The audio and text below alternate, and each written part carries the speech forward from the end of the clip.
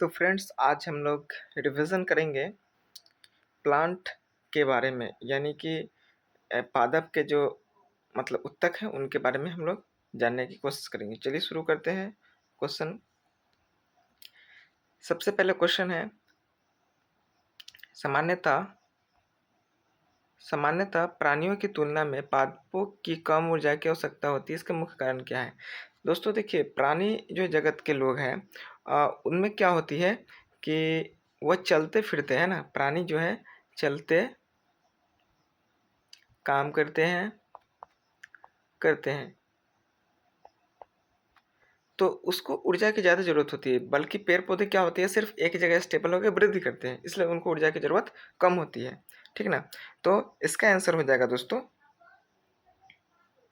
ए और बी, है ना? ए और बी। यहाँ देख सकते हैं पौधों में गतिशीलता नहीं होती है तथा उनके अधिकांश उत्तक यांत्रिक सहायता प्रदान करने वाले और मृत होते हैं, है ना? इसलिए उन्हें प्राणियों की तुलना में बहुत कम ऊर्जा की आवश्यकता होती है। दोस्तों आगे बढ़ते हैं।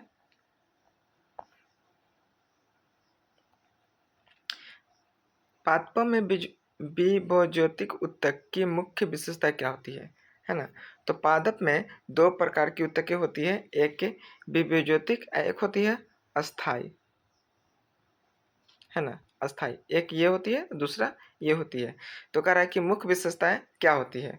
तो देखिए इसका आंसर हो जाएगा पतली भित्तियों के साथ लघु क्रिया रूप से विभाजित होने वाली कोशिकाएं। इसका आंसर ये आपका हो जाएगा दोस्तों।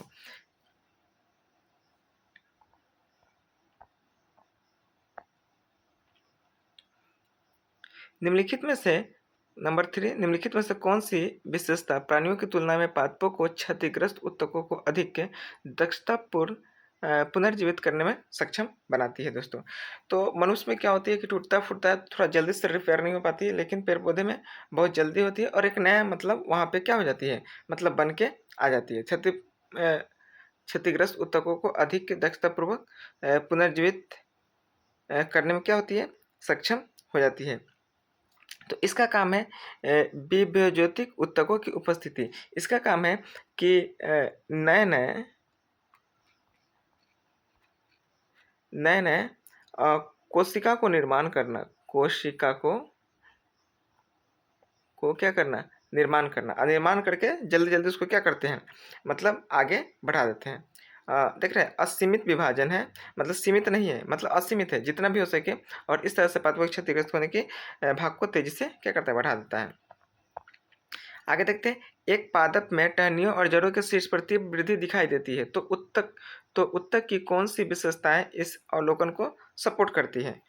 तो इसका आंसर हो जाएगा दोस्तों, उत्तक की कौन सी विशेषता है, तो हो जाएगा सघन कोशिका द्रव, प्रमुख केंद्र और कोई रिक्ति नहीं। इसका आंसर ये हो जाएगा। शीर्ष देखो, शीर्षतम भागों में क्रिया विभाजन के लिए कोशिका का सघन क्रिया द्रव और स्पष्ट केंद्र का होना आवश्यक है, इसमें रिक्तियां प्राय अनुपस्थित होती है। तो हम जानते हैं कि शीर्ष, देखिए यहाँ पे जो दिया है शीर्ष शीर्षस्तंभ, ये भी क्या है ना, विभाज्य कोशिकाओं की, विभाज्य टिश्यूज की क्या है, एक मतलब भाग है।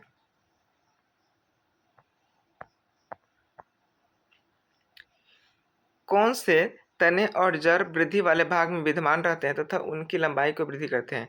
यानी कह रहा है कि विभाज्य मतलब जो टिश्यू है, विभाज्य मतलब टिश्यू का जो बात हो रही है, तो वो कौन सी है मतलब, तो इसका आंसर हो जाएगा उसमें बहुत सारे होते हैं, तो इसका आंसर हो जाएगा केवल सिर्फ शीर्ष विभाज्य, केवल क्या हो जाएगा, शीर्षस्थ विभाज्योत्तक उत्तक हो जाएगा ना, उत्तक हो जाएंगे, यानी कि ये वाले होंगे। दरअसल ऐसे होते 3 गो है, एक होता है आपको पार्श्व भी होते हैं और एक होता है अंतर विशिष्ट, पर ये नहीं होगा, इसका आंसर हो जाएगा डी। इसका काम है पौधों में वृद्धि वृद्धि करना, है ना, पौधों में वृद्धि करना, यानी लंबाई और वृद्धि के लिए काम है इसका।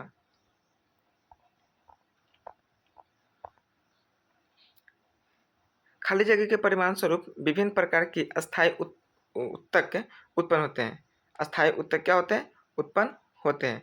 तो इसका आंसर हो जाएगा विभेदीकरण। इसका आंसर हो जाएगा विभेदीकरण के परिमाण स्वरूप विभिन्न प्रकार के अस्थायी उत्तक होते हैं। अस्थायी उत्तक का काम है जैसे कि पेड़ों के मोटा क्या बोलते हैं उसको, जैसे कि बीच वाले भाग में आती है काम, बीच वाले भाग में क्या होती है, काम होते हैं। देखिए, विभेदीकरण वह प्रक्रिया जिसके द्वारा विभज्य उत्तक एक निश्चित रूप से आकार और कार्य ग्रहण करके अस्थायी उत्तक में बदल जाती है।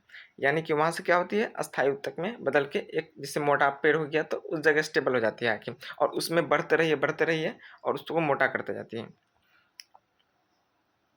अब आते हैं निम्नलिखित में से कौन सा सबसे अधिक पाया जाने वाला सरल अस्थायी उत्तक है। यानी कि देखिए, उत्तक में भी होती है, एक सरल होती है, एक होता है आपका सरल अस्थाई, एक होता है उसके बाद होता है, एक होता है आपका जटिल और यही अस्थाई, है ना। तो कह रहा है कि निम्नलिखित में से कौन से सबसे अधिक पाया जाने वाला सरल अस्थायी उत्तक है, कौन से सबसे अधिक। तो इसका आंसर हो जाएगा दोस्तों पैरेन्काइमा। दरअसल ये इंग्लिश शब्द है ना। इसका हिंदी होता है मृदुतक, इसका होता है हिंदी मृदुतक। पादप शरीर में सबसे व्यापक और बुनियादी सरल अस्थायी उत्तक है, जो मुख्यतः भरण उत्तक का निर्माण करता है। तो यानी कि ये जो है सरल उत्तक भी होते हैं, 3 होते हैं, सरल उत्तक 3 होते हैं, जो आगे आपको देखने को मिलेगा। पैरेन्काइमा के बारे में, यानी कि इसको क्या बोलते हैं, मृदुतक। पैरेन्काइमा के बारे में निम्नलिखित में से कौन सा कथन गलत है। तो इसका आंसर हो जाएगा यह पादप के विभिन्न भागों जैसे तनों और लताओं के तने की बिना टूटे मुड़ने में सहायता करती है। तो इसका आंसर ये हो जाएगा, है ना। इसका आंसर क्या हो जाएगा, ये गलत। बाकी सभी क्या होते हैं, पैरेन्काइमा में उपस्थित रहते हैं। मैंने अगली वीडियो में पढ़ाया है, उसमें आप देख लेंगे।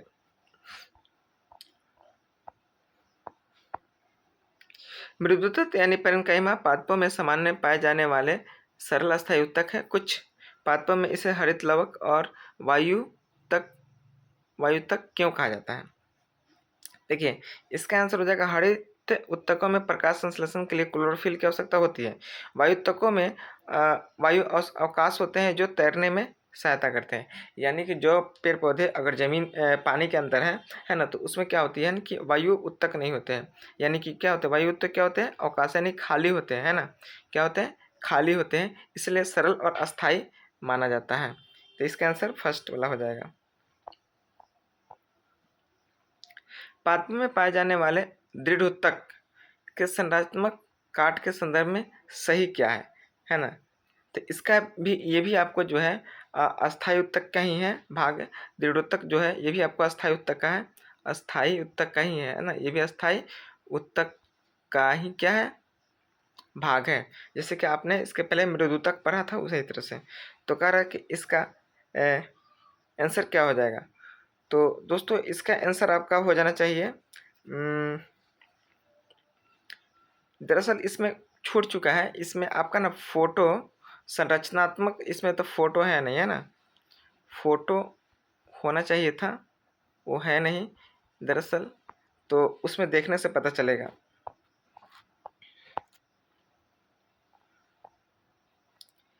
नारियल के छिलके में उपस्थित कौन से उत्तक उसे कठोर और दृढ़ बनाते हैं।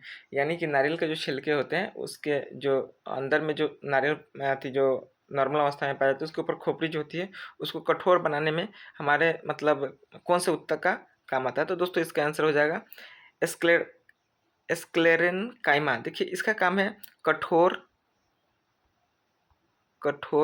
बनाना, है ना। यानी कि पौधों में बीज में भी हो सकता है, यानी कि क्या हो सकता है, बीज में भी हो सकता है, बीज में भी हो सकता है। और पौधे के अनेक भागों जहाँ पे कठोर होती है, वहाँ पे कठोर बनाने के लिए काम आती है। तो इसका आंसर हो जाएगा आपको बी। आगे बढ़ते हैं। निम्नलिखित में से कौन सा उत्तक तने में संवहनी बंडल के समीप पत्तियों के सिरों में बीजों और फलों को कठोर छिलके में उपस्थित। तो अभी हम तुरंत पढ़े हैं, तो वो क्या था आपका, इसका आंसर हो जाएगा स्क्लेराइमा का काम क्या है, कठोर यानी कि पौधों में कठोरता को बनाए रखने के लिए। पादपों के जटिल अस्थायी उत्तक के संबंध में निम्नलिखित में से कौन सही है। देखिए, जटिल जो होती है इसमें दो होता है, एक जाइलम होता है, जाइलम, एक होता है फ्लोएम, फ्लोएम है ना, एक जाइलम एक फ्लोएम होते हैं। तो इसमें कह रहा है कि पादपों के जटिल अस्थायी ऊतक के संबंध में निम्नलिखित में से कौन सा कथन सही है। तो इसका आंसर हो जाएगा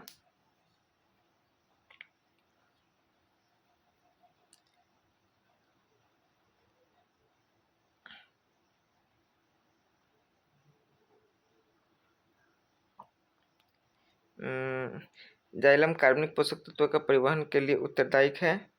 यह ऊतक पादप है, इसमें एक प्रकार की कोशिकाएं होती है। फ्लोएम जल का परिवहन के लिए यह ऊतक पादप की परिवहन प्रणाली के लिए आवश्यक है। तो इसका आंसर हो जाएगा दोस्तों ये वाला हो जाएगा, क्योंकि यह स्थायी ऊतक के संबंध में निम्नलिखित में से कौन कथन सही है, यानी कि सही पूछ रही है। तो इसका आंसर हो जाएगा यही वाला हो जाएगा। बाकी सब आपको ये गलत दिख रहा है, ये भी फल के लिए उत्तरदायी है। यह जल पे लिखा है, ये भी आपका गलत है। निम्नलिखित कथनों में से जटिल अस्थायी ऊतकों से संबंधित गलत कथन की पहचान करिए, यानी कि जटिल होनी चाहिए पर कथन उसकी गलत होनी चाहिए। एक जटिल ऊतक में कोशिका एक समान कार्य करने के लिए एक साथ कार्यरत रहती है।